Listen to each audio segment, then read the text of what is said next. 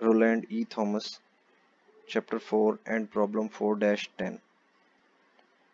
Find the expression for the voltage gain V0 over Vs in the figure 4-10.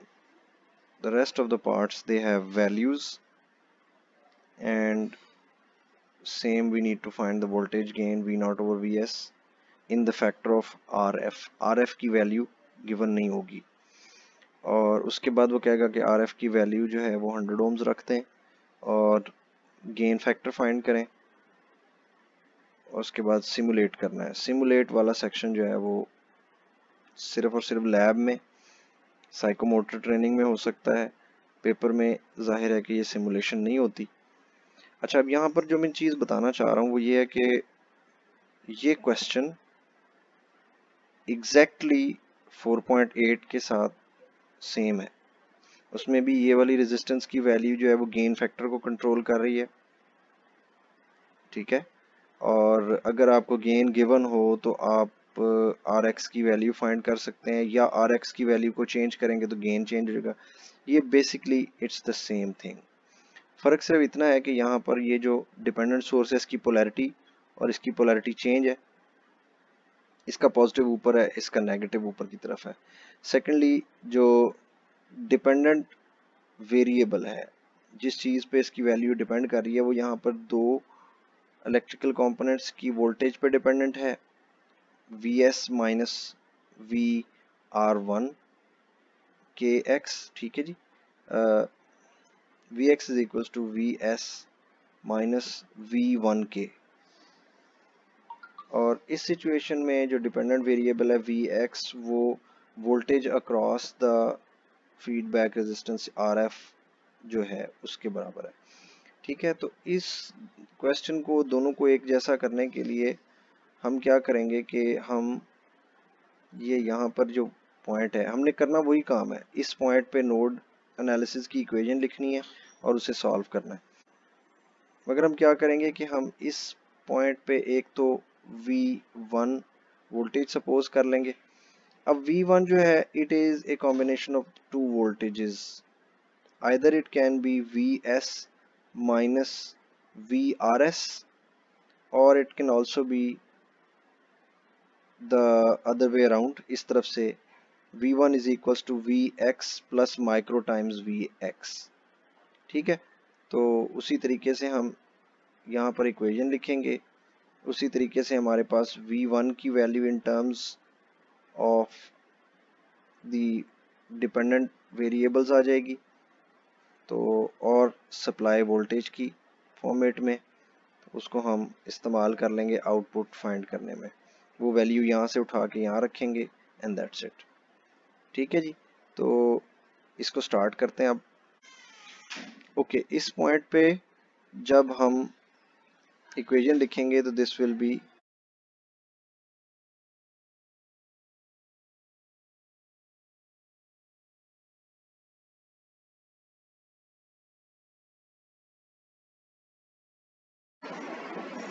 अब यहाँ से V1 की जो वैल्यू है वो हमने प्लेस करनी है, ठीक है ना। V1 एक सब्स्टिट्यूशन वेरिएबल था, हमें V1 की शक्ल में आंसर नहीं चाहिए, तो V1 in terms of the output variables चाहिए, ठीक है।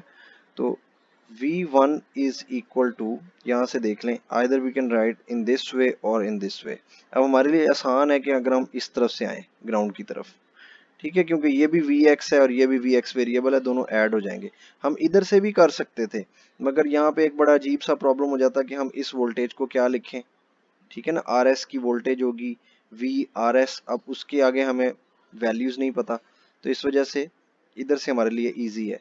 तो हम क्या करेंगे, plus Vx plus micro times Vx, ये है V1 की वैल्यू, तो ये यहाँ प्लेस कर देंगे।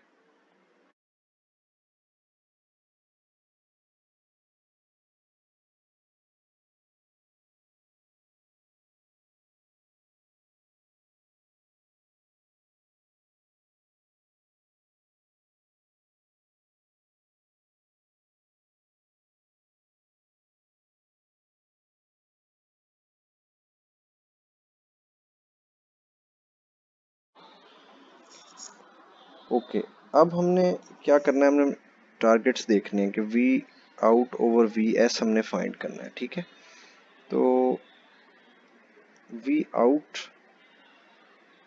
इज इक्वल टू, यहाँ से देखें सर्किट में से वी आउटपुट जो है वो वी डिपेंडेंट सोर्सेज की वोल्टेज के बराबर है। तो this is equal to micro times V x.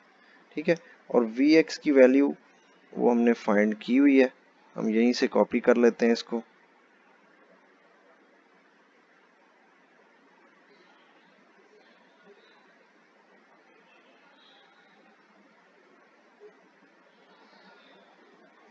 We just need to multiply a factor micro with it to find the value of V naught. This is micro RF VS. ठीक है, अब यहां से देखें, V naught over VS find करना है ना आपने। So this is all V naught. इसको डिवाइड कर दें VS से, इसको डिवाइड करेंगे तो ये VS कैंसल आउट हो जाएगा। तो दैट मीन्स के ये जो फैक्टर हमारे पास बना है without VS, this is the output voltage ratio. अच्छा, नेक्स्ट उसने हमसे कहा है कि अब इनके अंदर वैल्यूज प्लेस कर दें।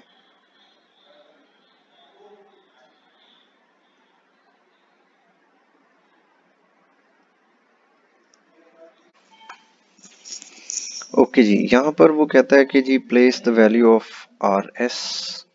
ठीक है, आर एस ये है, आर एल इस एक्सप्रेशन में है ही नहीं, तो हम क्या करेंगे कि वो छोड़ देते हैं। This will be equal to 100, R F की वैल्यू नहीं दी हुई, और उसके बाद आर एस की वैल्यू है 10K plus R F plus 100 times are F.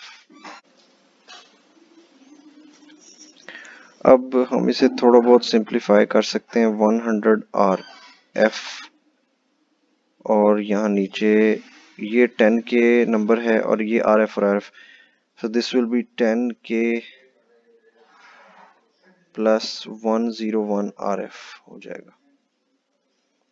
ठीक है, अब ये चीज होगी, इतनी वैल्यूज हमने प्लेस कर दी। Find the voltage gain V naught of V S, ये in fraction of R F. ठीक है, what is the voltage gain when R F is open circuit, short circuit and if it is 100 ohms। अच्छा, अब इसको हम पहले देखते हैं फॉर इंफिनिटी। अगर आर एफ की वैल्यू इंफिनिटी होगी तो ये बन जाएगा 100 आर एफ। अच्छा, अब इस सिचुएशन में ना हमने जब आर एफ की वैल्यू इन्फिनिटी प्लेस करनी है तो इसको इन्फिनिटी इन्फिनिटी करके नहीं ख़त्म कर देना होता, क्योंकि gain V not over V S कभी भी इन्फिनिटी नहीं होगा, उसकी कोई ना कोई वैल्यू कैलकुलेट करनी है। तो ये नीचे से आर एफ को हम कॉमन लेते हैं, ठीक है, ताकि ये ऊपर वाला आर एफ कैंसिल हो जाए। तो ये पहली वैल्यू में से अगर हमने कॉमन लिया आर एफ, तो ये आ जाएगा 10K ओवर आर एफ, और यहाँ पे आ जाएगा 1 प्लस 100। ठीक है जी, और इस पूरे में से आर एफ हमने कॉमन लिया है। इसके साथ आर एफ नहीं था तो ये आर एफ से डिवाइड हो गया, यहाँ पे सिंगुलर आर एफ था तो 1 आ गया, और यहाँ पर 100 आर एफ था तो ये 100 आ गया। ठीक है जी, अब ये आर एफ को हमने कैंसिल कर देना है इन्फिनिटी वैल्यू के लिए। अब ये आ जाएगा 100 ओवर, ये जो पहली वैल्यू है एनीथिंग ओवर इन्फिनिटी इज 0, तो ये 0 प्लस 101 आ जाएगा। ठीक है जी, तो this will come out to be 0.99 and. अच्छा, अब सेकंड केस के अंदर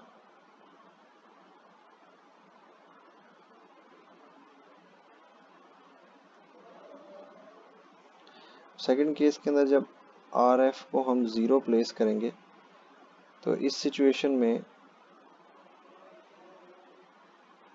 गेन हमारे पास आ जाएगा 0। ठीक है, तो जीरो गेन हो सकता है। जीरो गेन का मतलब होता है कि anything, nothing on the output side. और थर्ड केस के अंदर जब हम प्लेस करेंगे वैल्यूज, तो उसमें 100 एंड RF की वैल्यू भी 100 है, और नीचे जो वैल्यूज हैं that is 10K plus 100 plus 100 into RF again 100. So this value will be calculated.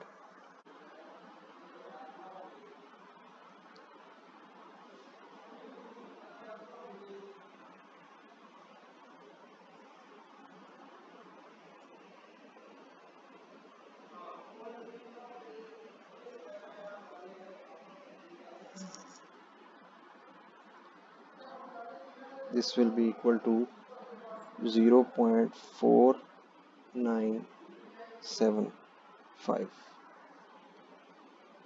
right? Okay. तो अब नेक्स्ट देखते हैं हम इसके अंदर, नेक्स्ट में क्या है जी। सी पार्ट के अंदर सिमुलेट करना है, तो वो एक साइकोमोटर ट्रेनिंग है, and that's it for this question.